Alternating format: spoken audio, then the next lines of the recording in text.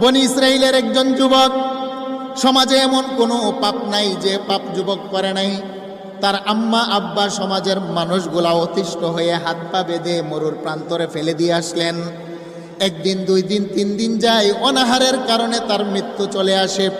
মৃত্যুর আগ মুহূর্তে যুবক চতুর্দিকে লক্ষ্য করে দেখে আমার আপনজনেরা কোথায়।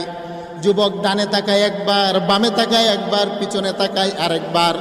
মাকেও দেখা যায় না, জন্মদাত্রী মা, আমার জন্মদাতা বাবাকেও পাওয়া যায় না, বন্ধু বান্ধব সমাজপতি কাউকে দেখা যায় না।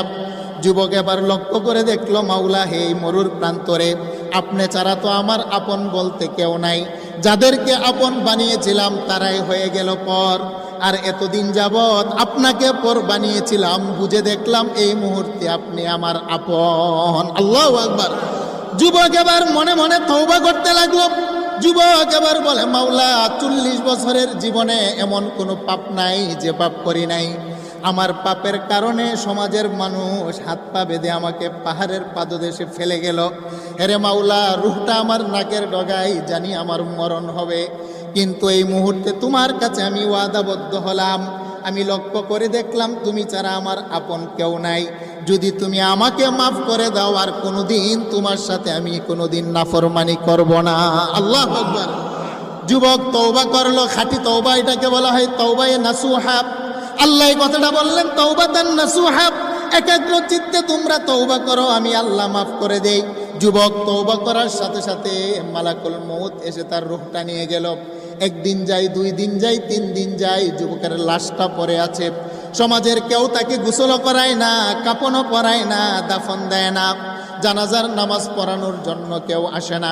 হাদিস কানা বুখারী। আল্লাহ নবী বলেন, আমার আল্লাহ মূসা পয়গম্বরকে ডেকে বললেন, মূসা, আমার একটা গোলাম ওই যে দেখো পাহাড়ের পাদদেশে পড়ে আছে, তার শরীরের মধ্যে কীরা পোকা ধরেছে, সমাজের কেউ তো তার জানাজার নামাজের জন্য আসে না। হেরে মূসা, নিজ হাতে কূপ থেকে পানি উঠাইয়া গোসল দিবা। হেরে মূসা, নিজের জুব্বা দিয়া তাকে কাপনের কাপন পড়াইবা। হেরে মূসা, নিজে ইমাম হয়ে জানাজার নামাজের ইমামতি করবা। হেরে মূসা, নিজে কবর খনন করে কবরের ভিতরে তাকে দাফন করবা। হে মূসা, জানাজার নামাজ পড়ানোর আগে একটা ঘোষণা দিবা বনি ইসরাইলের মধ্যে, যত মানুষ আমার এই গোলামের জানাজার নামাজে উপস্থিত হবে, সমস্ত মানুষের গুনাহ খাতা আমি আল্লাহ মাফ করে দেব। আল্লাহু আকবার। আমার আল্লাহ এই কথাটাই বললেন, ইয়া আইয়ুহাল্লাযীনা আমানু তুবু ইলাল্লাহি তাওবাতান নাসুহা।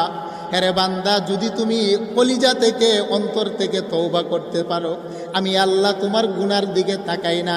আমি আল্লাহ